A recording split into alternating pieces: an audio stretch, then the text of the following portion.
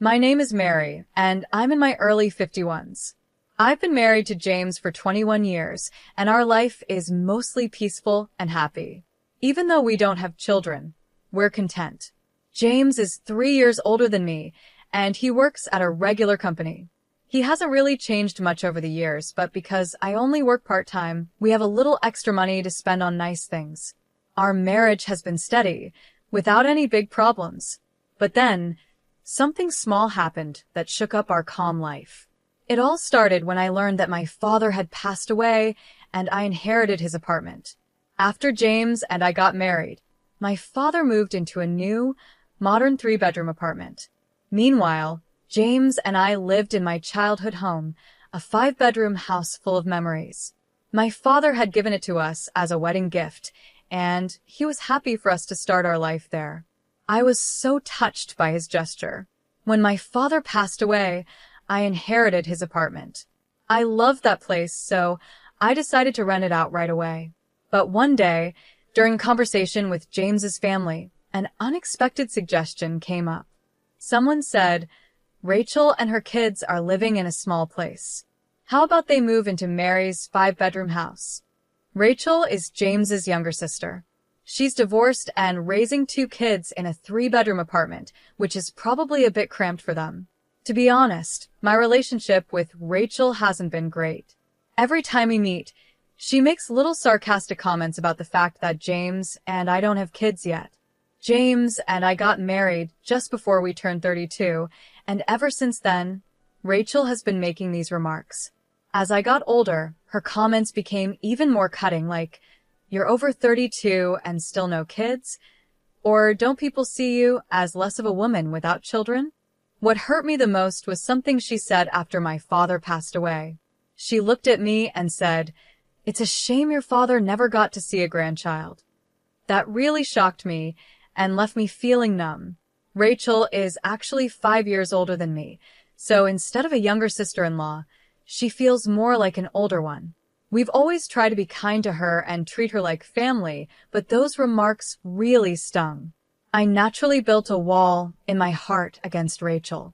I'm an only child, and my father was my only family. Losing him was hard enough, but Rachel's words made it even worse. Some time had passed since my father's death, and I hadn't seen Rachel for a while. Then, out of nowhere, my mother-in-law brought up something unexpected. She said, Rachel is willing to pay $1,000 a month in rent. When I saw the smug look on her face, I was too shocked to say anything. The apartment we lived in was old, but we took good care of it, and it was still in good shape. There was a big mall nearby, and transportation was easy with buses and trains. If we rented out the apartment, I thought it would go for at least $2,500 a month. But $1,000? That was unbelievable. Didn't they know the going rate for this area? Renting out such a spacious 5-bedroom apartment for only $1,000 a month was ridiculous. Maybe they thought I had agreed, because I didn't say anything right away. My mother-in-law seemed really excited about the idea and said, "You already have another apartment, right? You can live there instead. Even if you don't renew the lease, Rachel and her kids can move in, so it's all fine. How long is the contract?" James seemed excited too and added, "That's a great idea. The place your father lived is new and perfect for just the 2 of us." At this point, the conversation was moving forward without even considering our thoughts, and I started to panic. I couldn't help but blurt out, "Isn't there an option for all of us to live together in this apartment?" James's parents had a big house, and they were the only ones living there.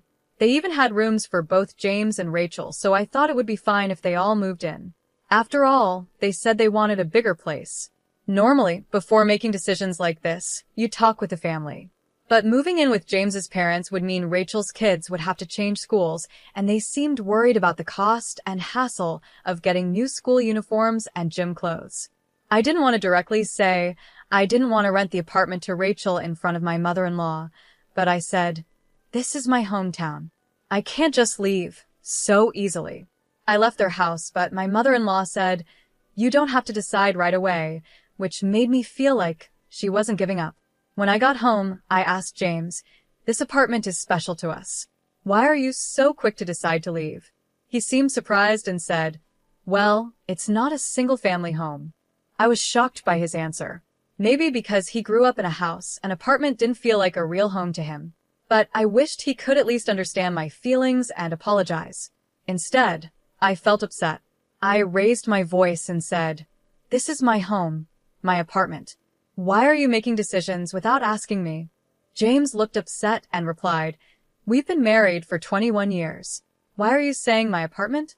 It's our apartment." I could hear the frustration in his voice. I wished he could understand how much this apartment meant to me as my special home. If he had hesitated about renting it to his sister, I might not have felt so hurt by his words. But in that moment, I felt deeply hurt. We tried to calmly talk about it many times after that, but it was difficult. James didn't seem to understand my feelings at all. He started calling me things like money-minded, stubborn, and selfish. As time went on, the distance between us stayed the same. During this period, I kept getting messages from my mother-in-law asking if we had made any progress on moving. The pressure from both my mother-in-law and James, who didn't seem to understand my perspective, wore me down. I felt like I was nearing my breaking point. Then one day, I was shocked to receive an email from Rachel. She wrote, "Why are you two, without kids, holding on to such a big space? You don't need it. Just move out." I hadn't heard from Rachel since we started talking about the apartment, and now here she was, telling me to leave. I never imagined she would send such a blunt message.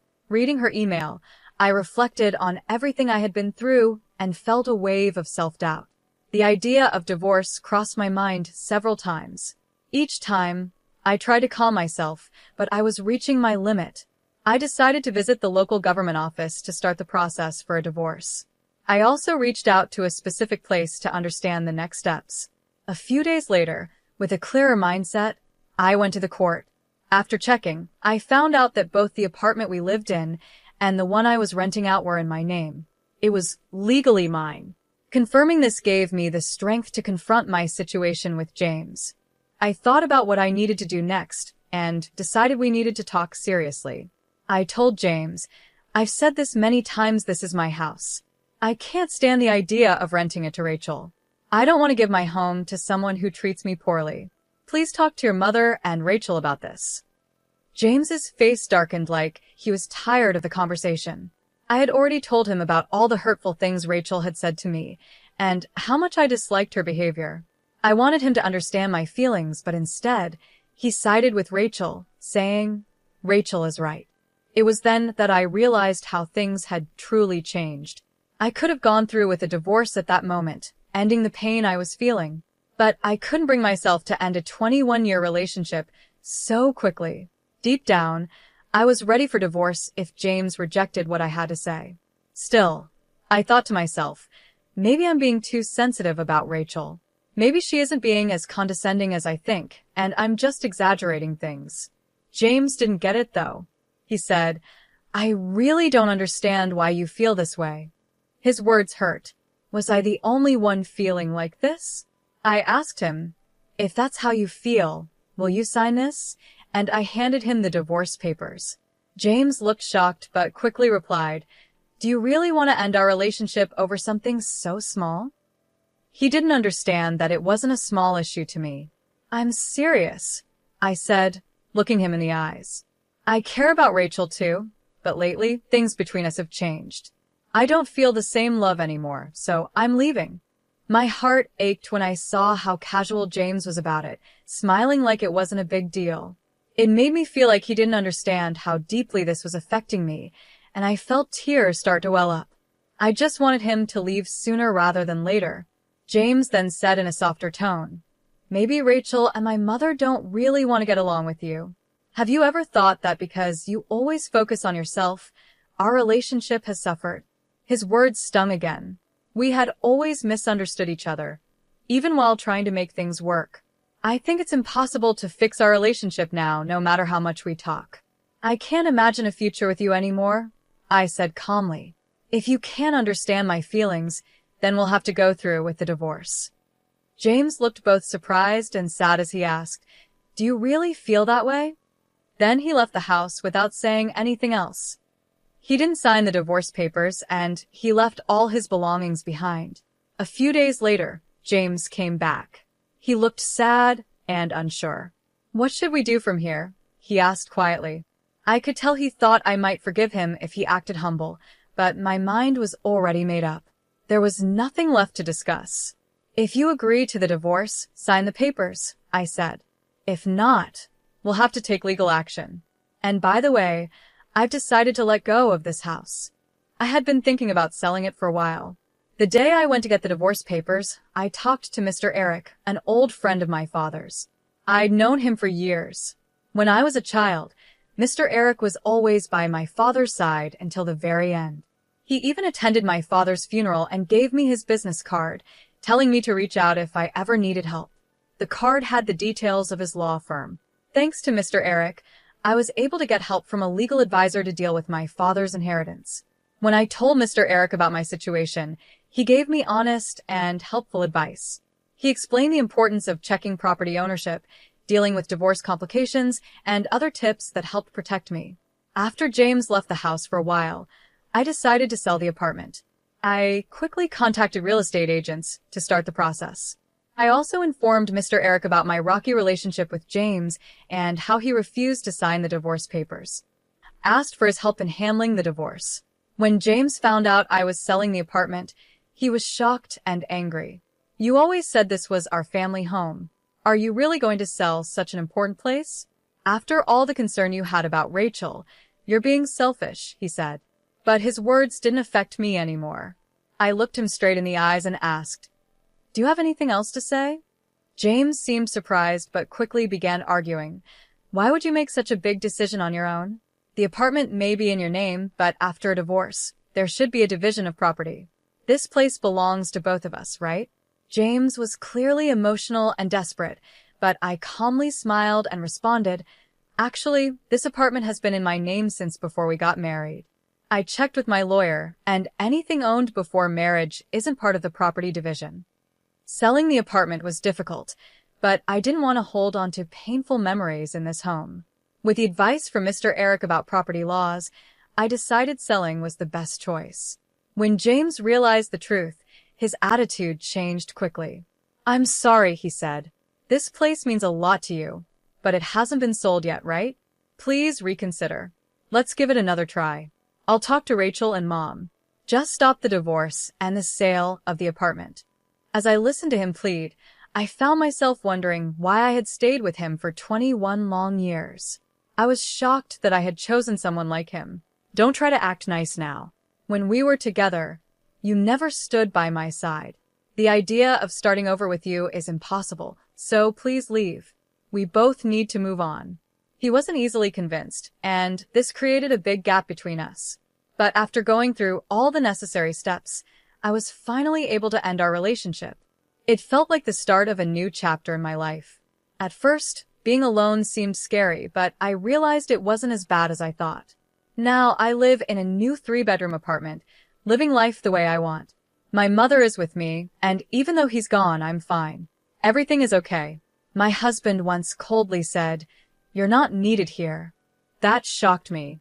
I had been sending $3,100 every month to his parents, but it didn't matter to him. Then, to make things worse, my mother-in-law added, "A wife who can't do proper housework isn't needed," with a cold smile, almost as if she was happy to see me go. Realizing there was no point in trying to please these people anymore, I decided to leave. With a calm smile, I replied, "If that's what you think, then I'll go." My husband looked shocked. "My name is Lauren, and I'm a 35-year-old office worker. I met my husband Michael through a blind date set up by a friend. He was friendly and outgoing, and we hit it off quickly. We got married, and now we've been together for 3 years. We don't have any children yet. Before we got married, Michael lived with his mother. When we got married, he suggested building a new house on his family's property. He said, 'I'm worried about my mom living alone. I want to be with her, but I also want us to have our own life together. I think this is the best idea.' I asked, 'But won't we have to get a mortgage for the house?' Michael reassured me, 'The house will be paid for with the inheritance my father left me. We won't need a mortgage, and the land is free. The house will be in my name, and we can just support my mom with monthly payments. What do you think? Does that sound okay?' I wondered, "Aren't you worried about your mom's finances?" Michael replied, "We'll be helping her, and she has income from her part-time job and her pension, so everything will be fine." It seemed like a good plan, and Michael even said, "When you work late, my mom can help with the housework. It will make things easier for you." We would live in separate houses, but on the same property. I was excited about starting our new life together and building our dream home. Having help with housework during busy times seemed perfect. But later, I realized how naive I had been. In the beginning, our marriage was wonderful. We were both busy with work, but the house was easy to maintain, and everything seemed fine. My mother-in-law had her part-time job and didn't visit us too often. We shared the living expenses, and things felt balanced. One day, though, Michael brought up a new idea. He said, "I'll take care of all the household expenses, so can you transfer the regular payment to Mom every month? I want you to handle that." I was surprised and asked, "How much will it be?" He said, "Maybe about $2,200 a month." But when I did the math, I realized $2,200 was less than what we had been sending. So, without telling Michael, I decided to continue sending $2,800 a month to his mom. That amount took a big chunk out of my paycheck, but with other expenses like utilities, groceries, and medical bills, Michael was still covering most of the costs. His salary went into our joint account, and from there I made the payments and added the rest to our savings. This arrangement worked for about a year. However, when my mother-in-law quit her part-time job and started visiting more often, things began to change. One day, she said, "I'm getting older, so I decided to quit my job and take it easy." Michael responded, "That's okay, Mom. You don't need to worry anymore. We're here for you." "Thank you, Michael. You've always been so kind," she said. At first, it was nice to see them getting along. But then she started to criticize the way I kept the house. "It looks like you haven't been cleaning properly. There's dust everywhere. This is unacceptable." I apologized. "I'm really sorry. I've been busy with work and haven't been able to keep up with everything." "That's just an excuse," she said. "You're living in Michael's house, so the least you can do is take care of the basic chores. And I've heard you take shortcuts with cooking, too. Is that true?" "I sometimes make simple meals when I come home late from work, but I still do my best," I explained. Then she said something that really hurt. "Maybe it was a mistake choosing you as Michael's wife. After all these years, the fact that you still don't have children is also a problem." Her words stung, and I realized that things had taken a serious turn for the worse. I felt like not having children wasn't entirely my fault, but arguing about it would only cause more problems. Originally, my mother-in-law had promised to help with household chores when things got tough, especially since we were living on the same property. However, it seemed both Michael and my mother-in-law had forgotten that promise. Now, whenever she was around, she constantly criticized me, so I decided to just ignore her comments. Amid all this, a bigger issue arose. Our joint account balance was getting low because Michael's salary hadn't been deposited for 5 months. I confronted him, asking, "Why hasn't your salary been deposited?" What he said next shocked me. He had quit his job and was looking for a new one. I thought he had been going to work every day, but he had actually been job hunting. "Why did you quit without telling me?" "This is serious," I said. "I'm sorry, I feel bad about it," Michael replied. My boss was always on my case, nagging me for every little mistake. Everyone makes mistakes, right? But he acted like I was the only one. Michael explained that a mistake he made caused the company a big loss, and while most bosses would give a warning, his didn't. I understood that his work environment was tough, but since he had already quit, we needed to figure out what to do next. "Have you found any new job prospects?" I asked. "The problem is, I can't find a job that matches my skills," he said. "At this point, shouldn't you just take a job, even if it's not ideal? We can't afford to be too picky right now," I suggested.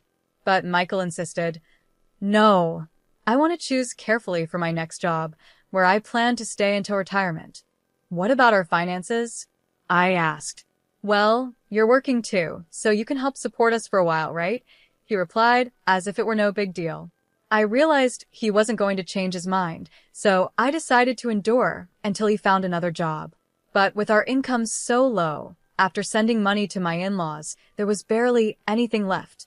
We had to dip into our savings, which were almost gone. To make up for this, I decided to work more hours to increase my income. Luckily, my workplace valued me, and they agreed to let me work overtime. However, when I returned home late, my mother-in-law would often be waiting for me, ready to criticize. I couldn't help but wonder, how did it come to this?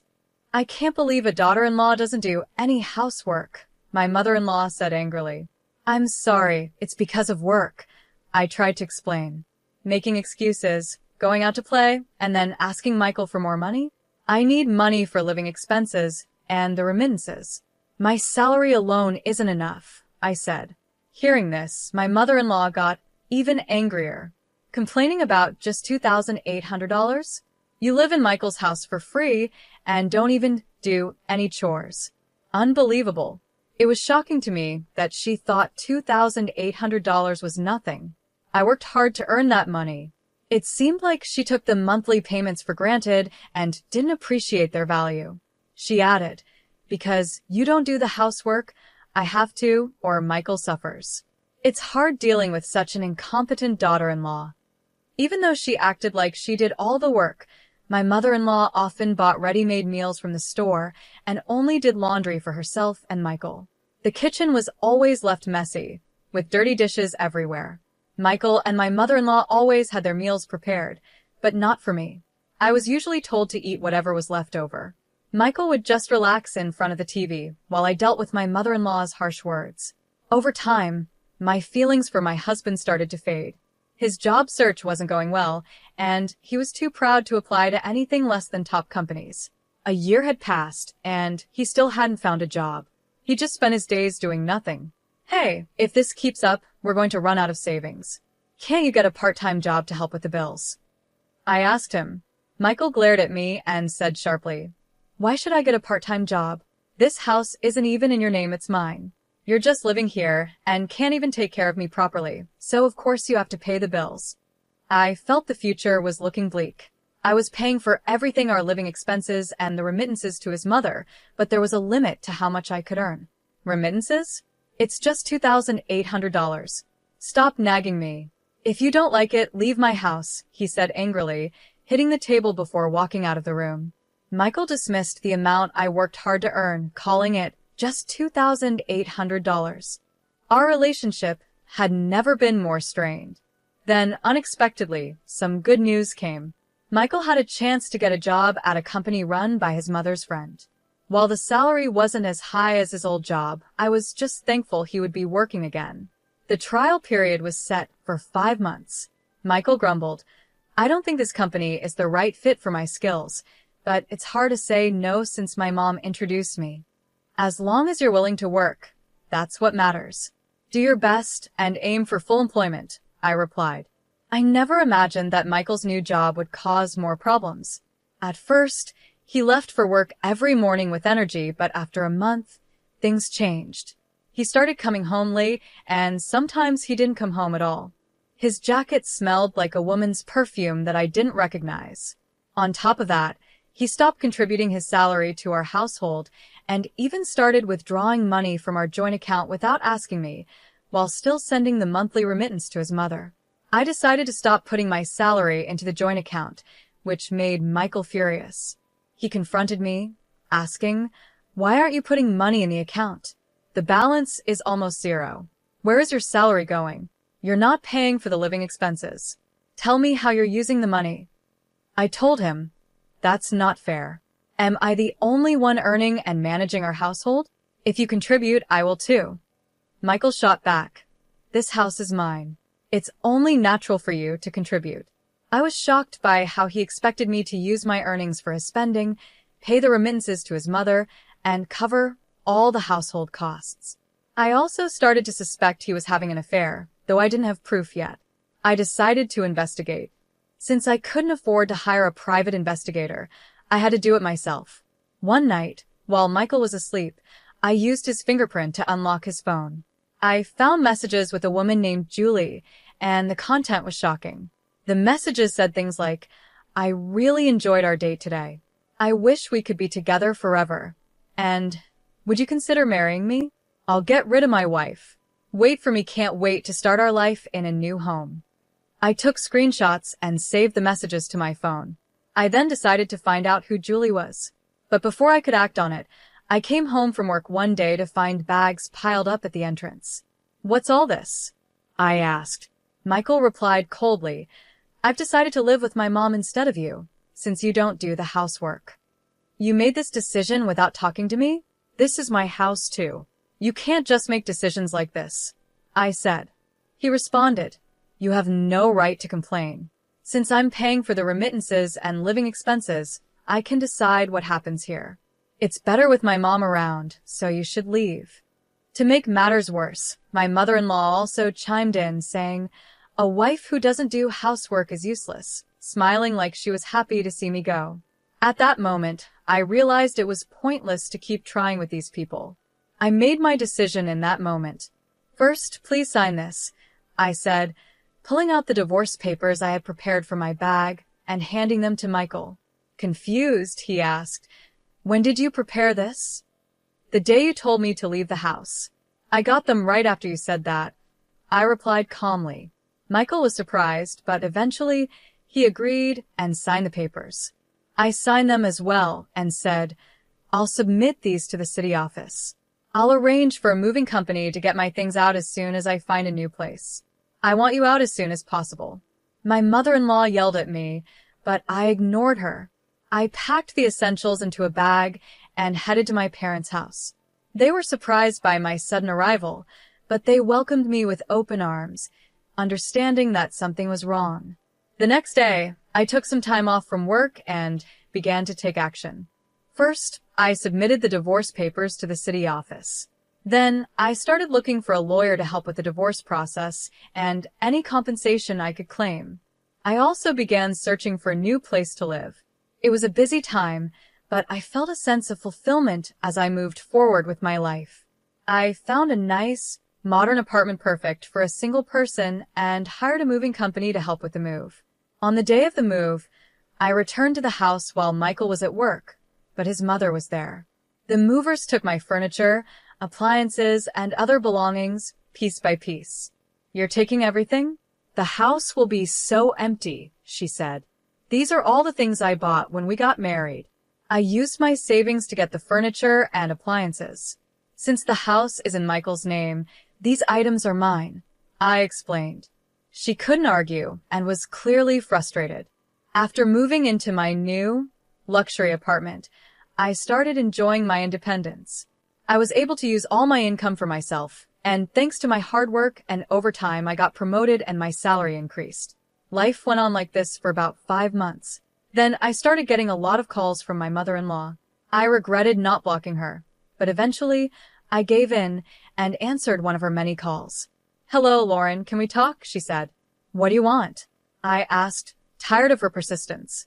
"Please, can you come back?" she pleaded. "What?" "I thought you wanted me to leave." "I'm sorry.